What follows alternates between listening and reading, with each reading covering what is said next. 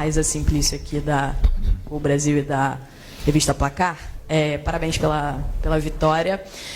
Mas antes de falar do jogo, eu queria tocar no ponto do Bruno Henrique, que foi uma notícia que a gente teve ontem, né, várias situações, enfim, envolvendo uma denúncia em relação ao Bruno Henrique. Ele veio para o jogo hoje, você colocou ele em campo. Eu queria saber se vocês conversaram, como é que está a cabeça dele diante de tudo isso que está acontecendo, Felipe. E queria saber de você, né, que sempre é um cara que se posiciona muito bem sobre diversos assuntos envolvendo futebol. Esse assunto específico, como é que o futebol, as instituições, os clubes podem trabalhar para que esse tema, né, das apostas esportivas, enfim, os jogadores, e a gente tem visto alguns casos no mundo de suspeitas, como é que se pode trabalhar para que se evite situações como essa do Bruno Henrique? A gente ainda não sabe o que vai acontecer, mas para que os jogadores estejam cada vez mais longe de situações assim. Bom, obrigado primeiro, boa noite. O Bruno, claro, conversei com ele. Ele está normal, absolutamente normal, se apresentou com todos os companheiros. E, como eu falei na outra entrevista, ano passado, a mesma coisa. A única coisa que pedimos, que ele deve pedir, mas eu peço por ele, é a presunção de inocência, né? Uma pessoa que tem o direito de se defender das acusações e ele tem a presunção de inocência. Então, como eu falei, não é uma postura de uma pessoa que está totalmente tranquila. Hoje entrou em campo, foi companheiro dos companheiros, foi amigo dos amigos e absolutamente normal. Enquanto, claro, ele estiver disponível, é um jogador muito, muito, muito importante e está disponível para mim. Sobre as casas de apostas, hoje o Diego Ribas colocou um vídeo. Para mim foi assim, o que eu quero falar, o Diego falou. Se alguém quer saber o que eu penso, tá, o Diego falou por mim ali. Quando eu era novo, assistia a Fórmula 1 com meu pai e todos os carros tinham uma propaganda de cigarro, né? Hoje já não pode mais. Eu recebi várias ofertas para fazer propaganda de casa de apostas. Não faço, porque eu sei o danino que é para as pessoas que apostam, né? O vício que é uma droga, infelizmente. E daqui uns anos, daqui a 20 anos, a gente vai estar olhando e falar assim, caramba, todos os times, todos os lugares tinham anunciado casa de apostas, né? Mas o dano que está machucando, está fazendo em tantas pessoas, a gente não tem a real noção ainda, né, do que está acontecendo. E os jogadores, eles estão cada vez mais instruídos por o próprio clube. O Flamengo deu uma palestra sobre esse assunto, sobre o que os jogadores podem e não podem. Os próprios, na Espanha, por exemplo, desde que eu estava lá em 2015, 2016, falavam todos os anos, né, sobre o que a gente tinha, nossa conduta, e o Flamengo fez isso esse ano. Então os jogadores estão cada vez mais instruídos para não serem nunca abordados. Okay. E boa noite, Felipe. Léo José do Coluna do Fla. Ainda também no extracampo, hoje a gente viu o Flamengo jogar jogo em casa, no Maracanã, só que para 30 mil, 32 mil torcedores no Maracanã. E você, como torcedor histórico, já sabe, torcedor e também jogador multicampeão, sabe a diferença de que é jogar no Maracanã lotado, 55, 60 mil torcedores, e um Maracanã com público reduzido. Como que é para você, agora como técnico, encarar o Maracanã com esse público, sendo que a gente sabe que o potencial da nação rubro-negra é botar 60, 65 mil torcedores? O que eu mais quero é que o nosso torcedor nos leve e nos empurre e lote o Maracanã. É um assunto que não é meu, é da diretoria, claro, né? Não tenho nada a ver com isso. Claro que eu e todos os jogadores trabalhamos sempre pelo torcedor, é o que nos move, né? E por jogar futebol, primeiro, que é o nosso amor, mas o que mais nos motiva fazer um gol e o estádio todo vibrar e cantar teu nome. Claro que é isso que mais queremos, mas a única coisa que eu peço é que a torcida nos apoie, eles sabem bem como o Maraca sabe fazer festa. Você fala que eu sou um torcedor, né, de toda a vida, mas eu nunca pude participar no Maracanã antigo, né? Nunca pisei nesse Maracanã antigo. Queria muito ter vivido isso como torcedor do Flamengo e que o torcedor ele nos acompanhe. Precisamos muito do nosso torcedor aqui no estádio para poder performar, porque os jogadores se motivam muito mais quando a festa é linda da torcida. Felipe, boa noite. Laje da Alfovo, da Flamengo TV. Só um segundo. A partir de agora a gente vai começar a entrevista coletiva do jogo que acabou de encerrar, que aliás é a proposta aqui. Sobre questões institucionais, vocês procurem a Mariúcha, ela marca com a direção jurídica e ele vai atender vocês, esclarecer as questões. A partir de agora a gente fala aqui sobre jogo, tá bom? Vamos lá. E Felipe, Laje da Alfovo aqui da Flamengo TV, sobre aspectos positivos, né? Hoje foram tantos, seu plano inicial de jogo, gols de bola parada, o Danilo fazendo gol indo muito bem, cruzamento certeiro do Wesley, você até deu um abraço nele ali, bem legal, o Pedro, mais um golaço do Arrascaeta. Queria que você comentasse como técnico, quão orgulhoso você sai dessa partida, uma goleada histórica, e o quanto isso vai impactar na confiança dos jogadores para esses próximos jogos. Bom, eu estou muito feliz pela vitória, pelo resultado, pela eficácia, né, que fala, né? Que vocês cobram tanto aqui em todas as coletivas. Eu sempre digo que tem vezes que a bola vai entrar de um jeito que ninguém espera e tem dias que a bola não vai entrar. Isso é futebol, mas os jogadores têm esse poder ofensivo.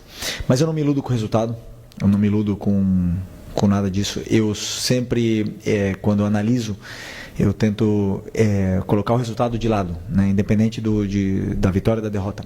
E hoje, os gols que a gente fez cedo nos deram esse poder, essa confiança e tudo mais, mas são muitas coisas que eu sei que fizemos bem, mas também tem muitas que não fizemos bem. Portanto, o resultado elástico ele é maravilhoso para o torcedor, para os jogadores ganhar confiança, mas o treinador tem muitas coisas que corrigir desse jogo aqui, principalmente no primeiro tempo. Fizemos coisas que temos que melhorar. Felipe, aqui Isaac Andrade do Flavoz. Nessa vibe de jogo boa que aconteceu hoje, mas recapitulando que nos resultados ruins do Flamengo, principalmente na última derrota, você disse, a culpa é minha.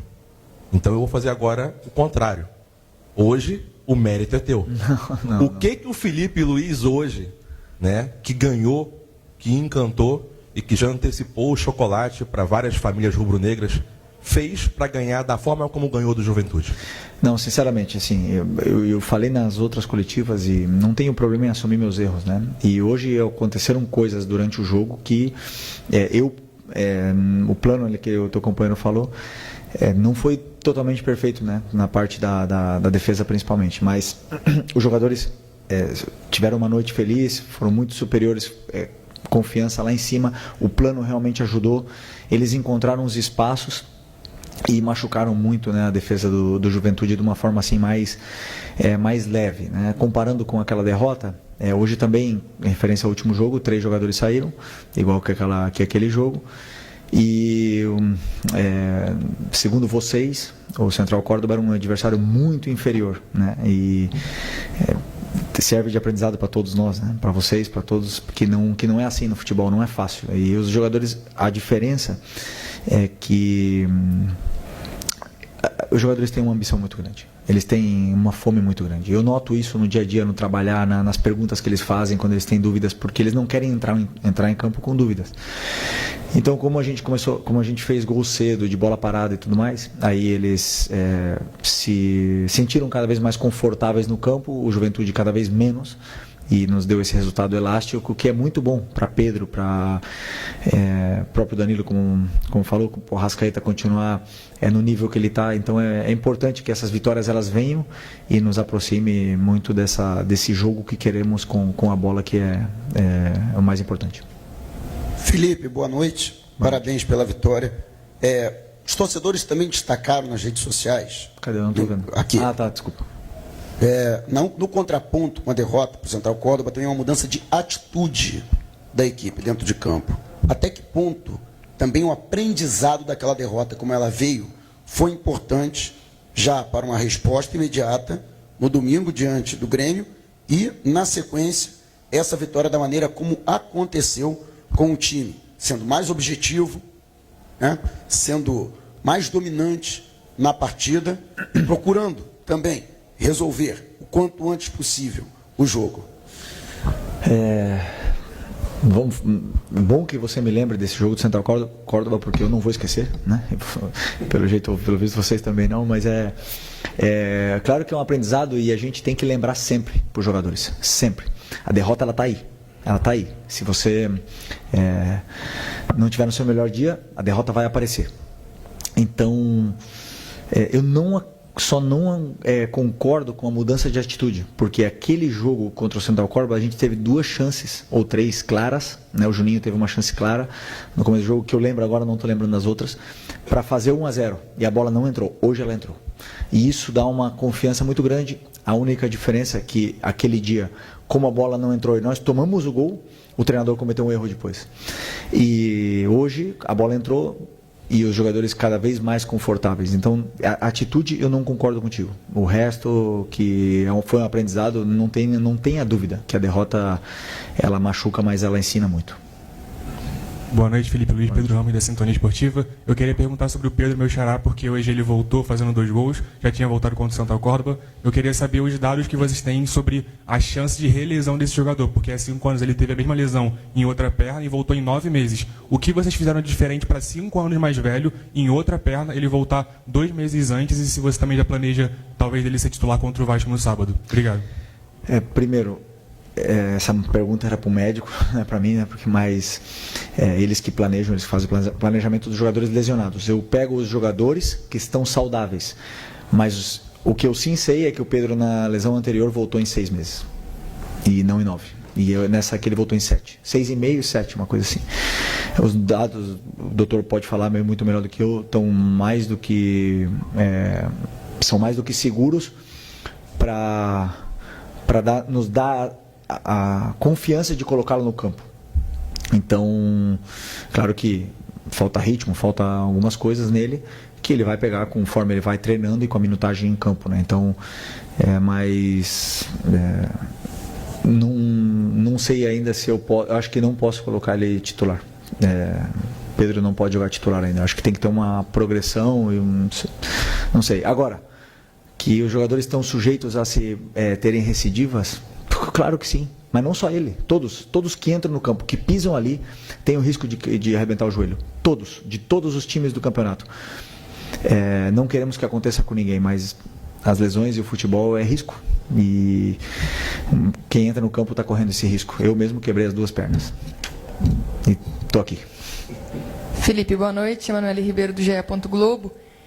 O que impressiona, além do resultado, da postura, da atitude do time, é essa intensidade durante os 90 minutos, né? O Flamengo não deixou de jogar em nenhum momento, mesmo com 2, 3, 4-0 no placar, pressionando a saída de bola do Juventude. E essa intensidade é a marca também do seu trabalho, né? Acho que o gol hoje cedo, ele condiciona o jogo, como aconteceu contra o Grêmio, facilita muito para o Flamengo jogar e se impor, como se impôs, né? Mas foi um jogo assim, em ritmo de treino, com você podendo testar, rodar o elenco, fazer testes ali na estrutura do time, mudando ao longo da partida. Qual que é a importância de ter esse elenco todo à disposição? Agora só o Vinha está no departamento médico. Acho que isso faz toda a diferença também para colocar em prática esse trabalho no dia a dia, né? Desculpa, qual foi a pergunta? A pergunta sobre a importância de ter esse elenco todo à disposição para manter esse estilo de jogo, essa intensidade. Ok, só a intensidade no começo. É verdade, uma das coisas que eu bato muito na tecla e que eu luto muito é que o time não baixe o ritmo, que continue com o ritmo alto, a intensidade alta, pressionando o tempo todo. Existem alguns jogadores que até mesmo porque estão voltando de lesão e tudo mais, que não conseguem manter o ritmo durante os 90 minutos, mas aí, complementando a tua pergunta sobre o elenco, as peças no banco e com o elenco todo disponível, são extraordinárias. E eu amo ter essa dor de cabeça, eu amo ver jogador bravo comigo, porque não joga, porque isso quer dizer que eu tenho todos disponíveis. né? E eles fazem a intensidade aumentar. Por quê? Porque o jogador que entra, ele quer fazer gol, ele quer dar assistência, ele quer fazer as jogadas, então ele pressiona, ele corre, ele luta e continua jogando bem com bola. E mantém o nível de intensidade da equipe. Então, claro que o elenco é o que faz essa diferença. E uma das coisas que eu peço muito é que com 2-0, por exemplo, 3-0, que o time nunca baixe o ritmo. E hoje eles fizeram isso e vem comprando essa ideia. Felipe, boa noite. Boa noite. Felipe, fazendo um recorte do jogo contra o Inter, do jogo contra o Córdoba e dos últimos 2 jogos, no jogo contra o Inter, o Juninho ele tem uma chance de cabeça, o Rocher, muito mérito dele também, faz a defesa. No jogo contra o Córdoba também acaba que perde um gol ali antes dos 4 minutos. No jogo contra o Grêmio, o Arrasca aproveita essa oportunidade, ele faz esse gol no começo. E hoje, o gol saiu ali com 11 minutos mais ou menos, mas antes do gol a gente já via o time chutando de fora da área.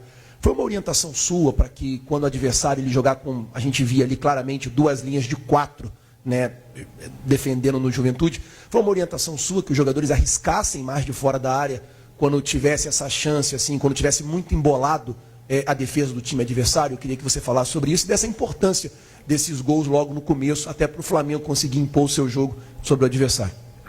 Eu falei em outra entrevista que, por exemplo, o jogo é um guia para a gente, para poder corrigir e melhorar a nossa equipe. Uma das coisas que falta realmente é a zona de finalização. O time chega, mas claro, as chances quando os adversários se fecham nunca são claras, né? E aí você tem que buscar recursos como cruzamento, chute e tudo mais. E claro que uma das coisas que tínhamos e temos que continuar melhorando é esse terço final. Acho que eu vi uma entrevista do Seabra essa semana que ele fala sobre criar mecanismos, e a gente faz isso, a gente leva o time até ali e depois dá mecanismos para que eles ocupem bem a área, para que eles entrem nos intervalos, para que eles ataquem o espaço e encontrem soluções por si só para poder resolver. Depois a qualidade do jogador é que faz a diferença, porque eu não posso nunca fazer um treino e ensinar o jogador a chutar a bola do jeito que o Arrasca chutou hoje, é impossível. Então eu levo ele até ali, eu crio a estrutura, dou mecanismos, depois a qualidade dele aparece e sobressai. E como eu disse também, tem dias que a gente vai ser mais feliz e outro dia vamos estar mais espessos na frente do gol. Mas o importante é que o time mantenha a estrutura e a solidez, porque para mim é muito, muito importante que o time seja sólido na parte defensiva, que foi um dos guias que a gente teve que melhorar do jogo da Libertadores. Oi, Felipe, aqui à sua direita, Sérgio Lobo, parabéns aí pela vitória.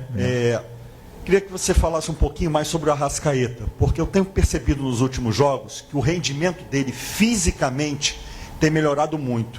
Queria saber se vocês estão fazendo um trabalho com ele diferenciado nesse sentido. E outra coisa, sobre o posicionamento dele. Ele também me parece que ele está jogando mais perto do gol. E ali ele é muitas vezes letal, como foi hoje, como foi contra o Grêmio 2 vezes.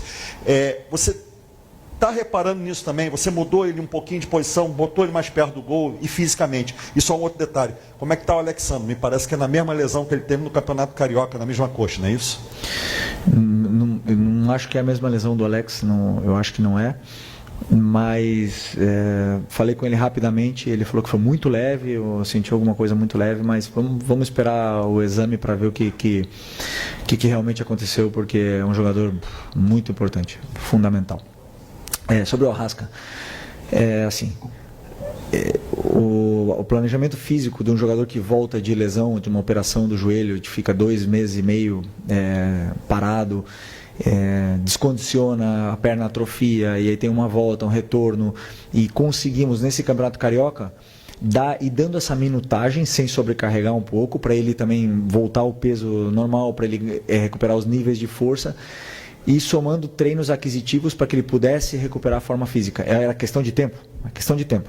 Com os jogos ele vai, e com os treinos ele vai melhorando, e uma das coisas que ele tem de bom é que ele se cuida, que é um cara que gosta de treinar, que treina com muita intensidade, treina todos os treinos sério, aquece sério, faz o trabalho de força na academia. Então o rendimento ele vai chegar, o físico vai chegar, e quando o físico tá bem, a minutagem vai voltar a dar a confiança necessária que o jogador perde quando fica fora, né? Fica lesionado. E hoje ele está já perto do prime do que a gente conhece. É um jogador muito diferente, como eu falei, é muito diferente. Ele é muito diferente. É uma loucura ver o que ele faz nos treinos e nos jogos. É um jogador que é muito especial. E sobre a posição dele, são ajustes micro, detalhes que a gente faz, mas não é o pisar na área ou chegar mais perto da área, é uma característica dele. É um jogador que tem números. Ele te dá gols e assistências altos durante uma temporada. Então ele dá quase toda a temporada mais de 10 gols e mais de 10 assistências. Portanto, é um jogador que pisa a área. Um jogador que não pisa a área, que não tem essa facilidade de chegar, ele não te dá esses números. Então, é uma coisa dele, e nos próprios treinos você vê que ele está ali toda hora, que ele está chegando porque ele tem esse faro, né, de gol e de assistência. Então, é mais dele do que meu, esse posicionamento.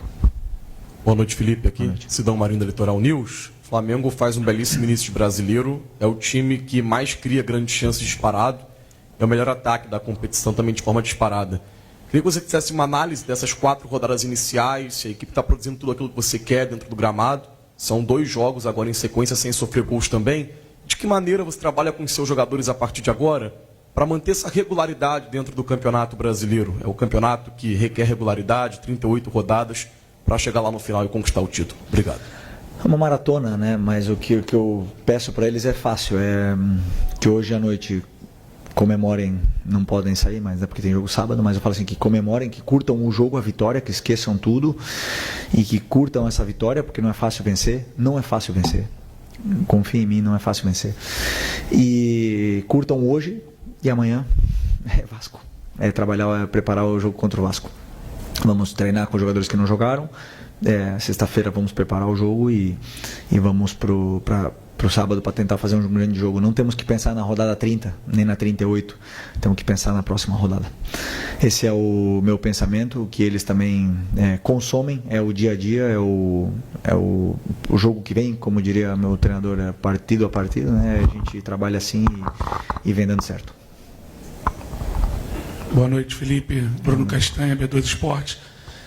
A gente vem falando nesses últimos jogos sobre a falta de contundência, de efetividade do Flamengo nesses últimos jogos. Hoje não, hoje teve muitos gols e gol de cabeça, gol de fora da área, mas eu quero falar especificamente do gol do Plata.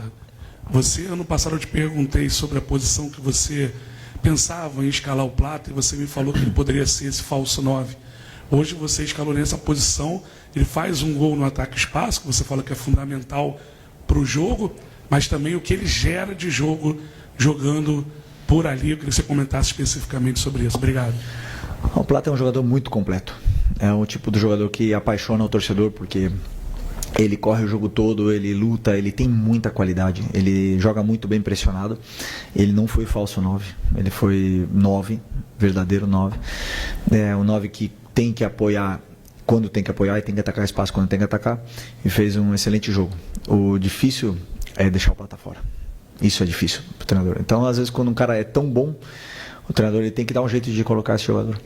E por isso que eu falo, é muito bom ter essa dor de cabeça, porque quando não começa a Plata, pode entrar no segundo tempo.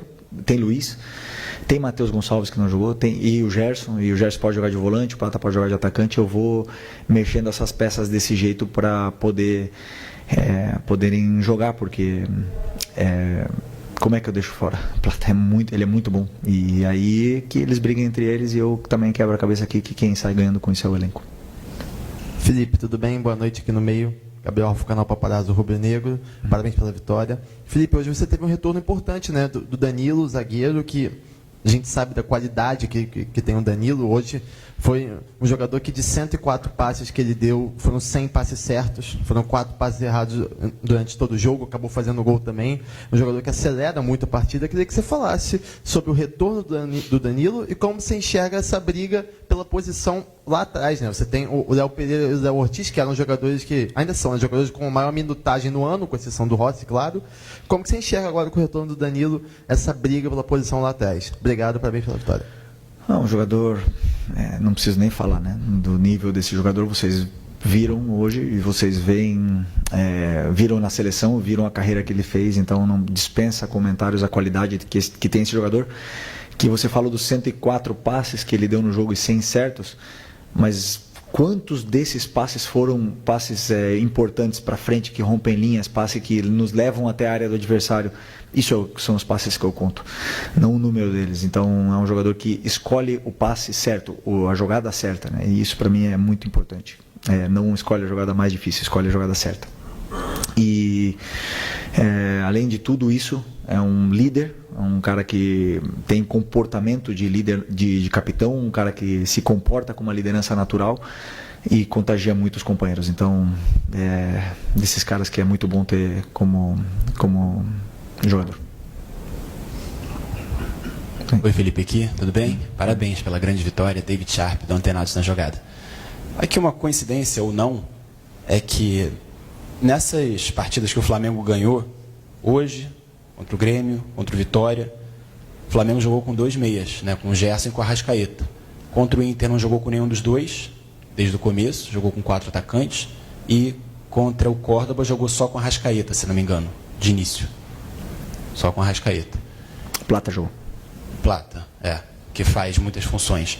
Mas até que ponto, eu já te perguntei isso outras vezes, né?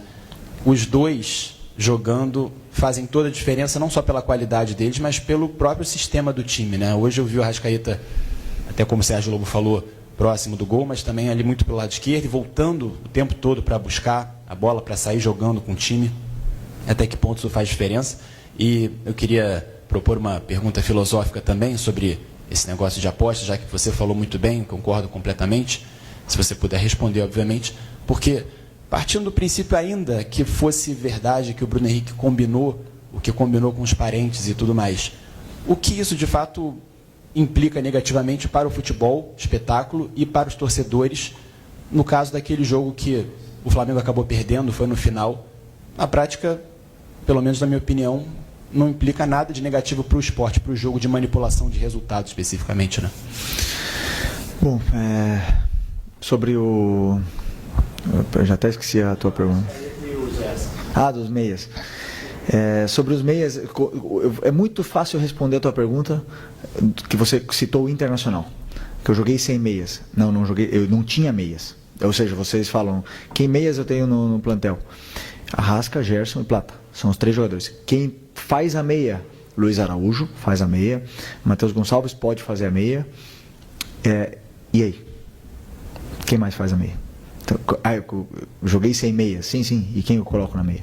Né? Então, tem coisas que o treinador faz porque inventa, né, um ataque de treinador que eu chamo, a gente acha que vai ganhar de uma forma, a gente inventa, bota 4 atacantes, e tem outras coisas que eu não tinha esses jogadores disponíveis para colocar na equipe, os 3, Gerson, Arrasca e Plata, e aí eu elaborei um plano de jogo onde eu achava que poderia dar resultado, e fizemos um jogo superior ao do Inter, finalizamos mais, tivemos mais chances e não vencemos, não importa, futebol. O meu trabalho é esse, é achar soluções para a equipe dentro desse quebra-cabeças que eu tenho que montar e deixar o time mais fluido possível. Quando o time está com todos os jogadores disponíveis é mais fácil, quando tem lesões, quando tem jogadores nas seleções, claro que é mais difícil de montar esse quebra-cabeça, mas é meu trabalho e eu gosto, eu desfruto.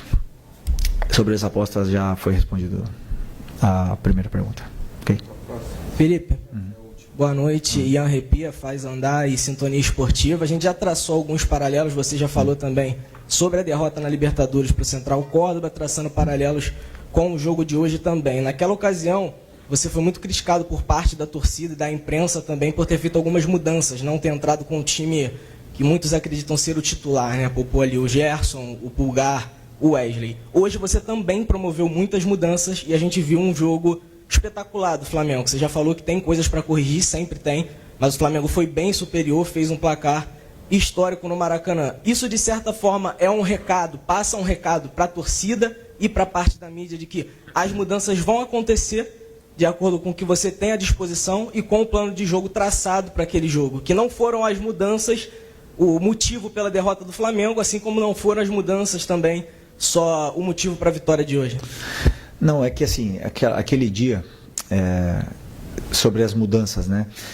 tem jogadores que não estão em condições de começar e jogar os 90 minutos. Então eu prefiro deixar como opção, porque o risco de colocá-los no campo toda semana é o que aconteceu com o Alexandre hoje. É um risco que eu corro. E eu escolho correr, às vezes escolho poupar.